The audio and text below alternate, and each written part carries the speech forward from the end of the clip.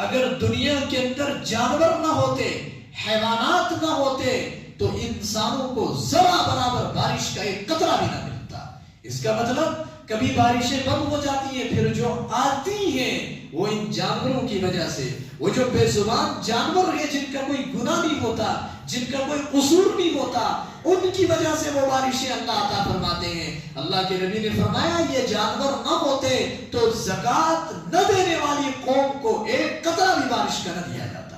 اور ایک روایت کے اندر آیا، اللہ کے حضرت عمر بن شعیب رضی اللہ تعالیٰ عنہ اپنے والد سے نقل کرتے ہیں، وہ اپنے دادا جان سے نقل کرتے ہیں کہ اللہ کے رسول صلی اللہ علیہ وسلم نے فرمایا جس قوم نے زکوٰۃ دینی بند کر دی ہو اللہ اس کو قحط سالی میں مبتلا کر دیتے ہیں۔ ذرا آپ اندازہ لگائیے، غور کیجئے، وہی زمین ہماری وہ فصلیں، وہ زمینیں، چند سال آپ پیچھے چلے جائیں، 10 سال 20 سال آپ پیچھے جائیں گے، اسی زمین سے کتنی اچھی فصلیں اگتی تھی، آپ کو یاد ہوگا۔ یہی زمین اور یہی ہمارے باغات کتنے زیادہ پھل ان سے نکلتے تھے اور کتنے لذیذ اور مزیدار ہوا کرتے تھے، وہ سارا پھل ختم ہو گیا، وہ پھل میں برکتیں نہیں رہی، زمین نے اناج اگانا ہی چھوڑ دیا، وہ برکتیں ہی ختم ہو گئی۔ وہ ہریالی ایک آتی تھی بہار کے موسم کے اندر کہ انسان کی آنکھ دیکھ کر خوش ہو جایا کرتی تھی، وہ ساری ہریالیاں ختم ہو گئی۔ یہ سارا کچھ کیا ہے؟ یہ ساری کی ساری نحوست کہ ہم نے اللہ کا حق ادا نہیں کیا مال میں سے، اس لیے یہ ساری چیزیں دنیا کے اندر رونما ہوتی چلی جا رہی ہیں۔ تو اس لیے مزاج کیا بنائیں گے؟ انشاءاللہ زکوٰۃ ادا کریں گے۔ روایات تو اور بھی بے شمار ہیں جن میں اللہ کے نبی نے زکوٰۃ نہ دینے کی طرح طرح سے وعیدیں بیان فرمائی ہیں۔ موقع کم ہے، میں اب ان کی طرف نہیں جاتا، اب میں کچھ بنیادی اور باتیں زکوٰۃ سے متعلق بتا رہا ہوں، تو اس لیے یہ طے کریں اور یہ ارادہ کریں کہ جن کو اللہ نے مال دیا ہے وہ انشاءاللہ زکوٰۃ ادا کریں گے نا انشاءاللہ۔ مال دیا ہے تو اللہ نے دیا ہے، وہ اللہ چاہے تو وہ واپس بھی لے سکتا ہے۔ انسان کی حالت چند آنن فانن چند لمحات میں یوں بدل جاتی ہے کہ وہ سمجھ نہیں پاتا ہے کہ میرے ساتھ یہ ہو گیا۔ ابھی ایک واقعہ بیچ میں مجھے یاد آ گیا، میں بتاتا ہوں۔ کچھ عرصہ پہلے آپ کو یاد ہوگا ترکی میں ایک زلزلہ آیا تھا، بہت خطرناک قسم کا زلزلہ آیا تھا، کئی سارا بڑا نقصان بھی ہو گیا تھا وہاں پر۔ ان دنوں میں ایک خبر شائع ہوئی تھی، ایک خبر آئی تھی کہ ایک بندہ بہت مالدار تھا، اس کے پاس بہت سارے مکانات اور بڑی بڑی حویلیاں تھیں۔ اس نے ایک اپنا بہت بڑا مکان بنا رکھا تھا، بڑی حویلی بنا رکھی تھی، وہ کرائے پر دے رکھی تھی، اس میں کرایہ دار رہتے تھے۔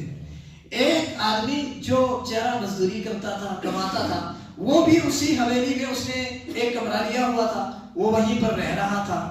جب کرایہ وصول کرنے کا وقت آیا، وہ مالک مکان آیا، اسے آ کر کہا جی کرایہ ادا کر۔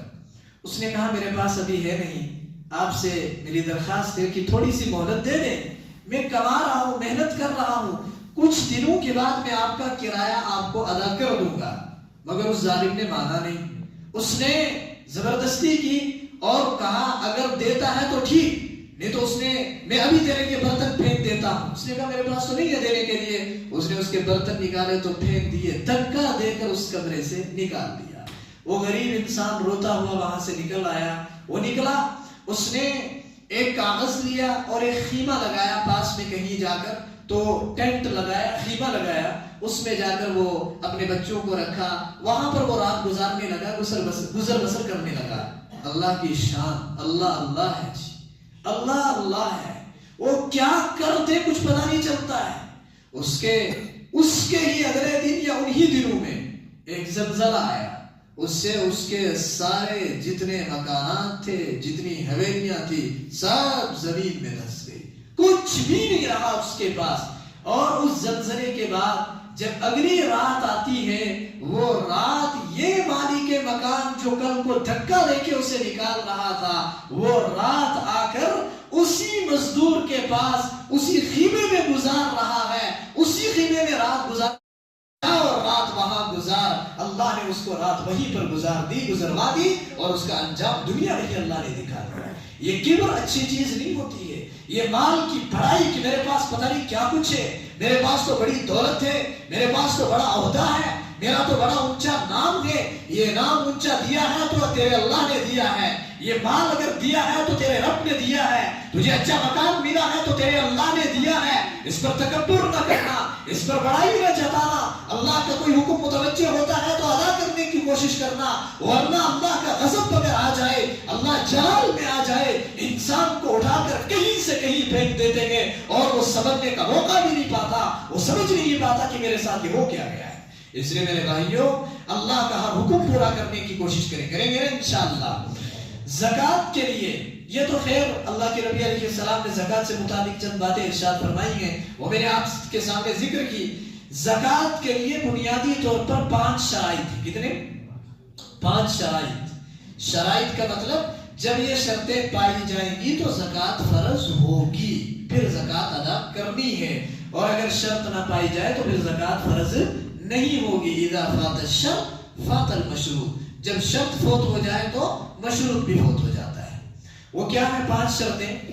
نمبر 1 مسلمان ہونا، کیونکہ جو غیر مسلم ہے وہ ابھی زکوٰۃ کا مکلف، ابھی اس کی طرف یہ حکم اللہ کا متوجہ نہیں ہے کہ تو زکوٰۃ ادا کر، ابھی اس کی طرف یہ حکم متوجہ ہے کہ قولوا لا الہ الا اللہ، لا الہ الا اللہ پڑھ، ابھی اس کے لیے زکوٰۃ کا حکم نہیں ہے۔ تو پہلی شرط ہے مسلمان ہونا، غیر مسلم پر زکوٰۃ فرض نہیں ہے۔ نمبر 2 عاقل ہونا۔ کیا ہونا؟ عاقل ہونا سمجھتے ہیں؟ دماغی توازن ٹھیک ہو، دیوانہ نہ ہو آدمی، پاگل نہ ہو انسان، دماغی توازن برقرار ہو تو پھر زکوٰۃ فرض ہوتی ہے۔ اگر اللہ نہ کرے، اللہ بچائے، کسی کا دماغی توازن بگڑ چکا ہو، وہ اپنے حال میں چلا گیا ہو، اسے کچھ سمجھ نہ آتا ہو، وہ بیچارہ چل نہیں پاتا راستے پر، تو اللہ کی طرف سے زکوٰۃ کا حکم اس سے واپس لے لیا جاتا ہے، اس کی طرف زکوٰۃ کا حکم متوجہ نہیں ہوتا۔ آپ میری بات سمجھ رہے ہیں؟ نمبر 3 بالغ ہونا۔ کیا ہونا؟ اگر نابالغ کے پاس کبھی مال آ جائے، کبھی ایسا ہوتا ہے بچہ پیدا ہوا چھوٹا، اس کو ہدیے اتنے سارے آ جاتے ہیں کہ وہ نصاب تک جا پہنچتا ہے، کبھی آپ میری بات سمجھ رہے ہیں؟ کبھی 60,000 70,000 تک بھی پہنچ جاتا ہے، پھر بچے کا اکاؤنٹ کھلوا کر اس میں وہ جمع کروا دیتے ہیں بہت سارے لوگ، تو وہ بچے کا اپنا مال ہے جو اس کو ملا ہے، جو اس کا اپنا مال ہے، ابھی اس پر زکوٰۃ فرض نہیں ہوگی۔ والد کے ذمے اس کی زکوٰۃ ادا کرنا لازم نہیں، وہ تو بچے کا اپنا مال ہے۔ ہاں جب یہ بچہ بالغ ہو جائے گا اب زکوٰۃ کا حکم متوجہ ہوگا، نابالغ جب تک ہے تب تک اس پر زکوٰۃ فرض نہیں ہوتی ہے۔ سمجھ رہے ہیں آپ نے؟ اچھا، بہت سارے لوگ زکوٰۃ سے بچنے کے لیے کیا کرتے ہیں؟ عجیب عجیب بہانے اور ہیلے تلاش کرتے ہیں۔ اللہ کے حکم سے بھاگنا نہیں چاہیے۔ جب اللہ کا حکم متوجہ ہو رہا کسی انسان کی طرف تو اس کو ادا کرنے میں سستی نہیں کرنی چاہیے۔ بہت ساروں نے یہ سنا ہے کہ جی بچے پر زکوٰۃ فرض نہیں ہوتی، اس لیے وہ کیا کرتے ہیں، وہ اپنا بیلنس بھی نکالتے ہیں اور نکال کر بچے کے اکاؤنٹ میں ٹرانسفر کر دیتے ہیں اور جمع کروا دیتے ہیں، کہتے ہیں جی یہ تو بچے کا کھاتا ہے، یہ تو بچے کا اکاؤنٹ ہے، اس پر تھوڑی زکوٰۃ فرض ہوگی، وہ جب تک بالغ نہیں ہوگا تب تک کہاں زکوٰۃ فرض ہوگی۔ یاد رکھیے، آپ نے جو ٹرانسفر کیا وہ آپ نے زکوٰۃ سے بچنے کے لیے کیا ہے، وہ آپ نے بچے کو ابھی ہبہ نہیں کیا، اس کو مالک نہیں بنایا ہے، اس لیے اس پر زکوٰۃ فرض ہوگی۔ پتہ نہیں آپ میری بات سمجھ رہے ہیں کہ نہیں؟ ٹھیک ہے، تو زکوٰۃ ادا کرنی ہے۔ اچھا، اگر کسی نے بچے کو ہی مالک بنا دیا کہ جی یہ میں نے دے دیا بچے کو ہی، اب یہ میں دوبارہ نکالوں گا نہیں، یہ بچہ جب بڑا ہوگا یہی استعمال کرے گا، اسی کی ضرورت میں لگے گا، ٹھیک ہے، زکوٰۃ فرض نہیں ہوگی، لیکن اگر آپ نے زکوٰۃ کے ڈر سے ایسا کیا ہے تو گناہ ہے، ایسا نہیں کرنا چاہیے۔ پتہ نہیں آپ میری بات سمجھ رہے ہیں کہ نہیں؟ اور نمبر 4 چوتھی شرط آزاد ہونا، یہ بھی ایک شرط ہے، اس کو میں سمجھاتا نہیں اس لیے کہ یہاں سارے ہی آزاد ہیں، یہاں کوئی غلام نہیں ہے۔ یہ ایک پرانے زمانے میں غلاموں کا ایک نظام ہوا کرتا تھا، جب اسلامی نظام ہوتا تھا، کوئی اسلامی ملک امیر المومنین کی قیادت میں کسی دوسرے ملک پر حملہ کر دے، وہاں سے اگر کچھ قیدی آ جائے تو وہ غلام بن جایا کرتے تھے، ان پر زکوٰۃ فرض نہیں ہوتی تھی۔ خیر وہ مسئلہ یہاں ہے نہیں، یہاں سارے ہی آزاد ہیں۔ اور نمبر 5 صاحب نصاب ہونا۔ نمبر 5 کیا ہونا؟ صاحب نصاب ہونا۔ اگر صاحب نصاب نہیں ہے آدمی، مثلا وہ مسلمان بھی ہے، وہ عاقل بھی ہے، وہ بالغ بھی ہے، وہ آزاد بھی ہے، مگر صاحب نصاب نہیں ہے تو اس پر بھی زکوٰۃ فرض نہیں ہوگی۔ یہ صاحب نصاب کیا ہوتا ہے اس کو بھی تھوڑا سا دھیان سے سمجھیں گے، سمجھ میں آ رہا ہے نہیں؟ صاحب نصاب کسے کہتے ہیں؟ اگر آپ دیکھیں گے کتابوں میں لکھا ہے पुराने जमाने जो रसूलुल्लाह सल्लल्लाहु अलैहि वसल्लम ने निसाब बयान फरमाया है, अहादीस में आपको क्या मिलेगा? अहादीस में यूं मिलता है, जिसके पास 20 मिस्काल सोना होगा उस पर ज़कात फर्ज। ठीक है, जिसके पास, वैसे जुमा पर भी ज़कात का बयान हुआ होगा ना शायद, निसाब वगैरह पर कोई, जिसके पास 200 दिरहम चांदी हो उस पर भी ज़कात फर्ज हो जाती है। अहादीस में ये बतलाया गया है। मेरी बात आप समझ रही हैं? लेकिन अब ये मिस्काल क्या होता है, हमारा आज का जवान तो नहीं समझ पाएगा। आज का जवान क्या, बूढ़ा भी कोई नहीं समझेगा। ये मिस्काल एक पुराने जमाने की इस्तिलाह है, इसलिए उलमा ने उसको आज के दौर के अंदर जो पैमाने राइज हैं उनसे समझाने की कोशिश की है और निकाल कर बतलाया है कि 20 मिस्काल सोना होता कितना है, 200 दिरहम चांदी कितनी बनती है। ये आज के दौर के अंदर जो राइज पैमाने हैं उनसे निकाल कर उलमा ने बतलाया है। अब वो मैं बता रहा हूं, अगर किसी के पास सोना हो, क्या हो, खालिस, खालिस सोने का मतलब यह कि चांदी उसके पास बिल्कुल नहीं है, नकदी बैलेंस भी उसके पास उस डेट में मौजूद नहीं है जिसमें वो ज़कात अदा करता है, कुछ भी नहीं है, और माले तिजारत भी, तिजारत का मतलब जो जिस तिजारत के लिए, बिजनेस के लिए, बेचने के लिए जो माल लाकर आदमी रखता है दुकान में, ऐसा माले तिजारत भी उसके पास कुछ नहीं है, सिर्फ सोना है। तो ये सोना होना चाहिए 7.5 तोला। कितना? 7.5 तोला सोना होना चाहिए, और ग्राम के हिसाब से वो बनता है 87.5 ग्राम। कितना? 87.5 ग्राम। 87 जानते हैं ना आप? 87, 87.5 ग्राम सोना अगर किसी के पास मौजूद होगा, वो शरीयत की नजर में साहिबे निसाब है।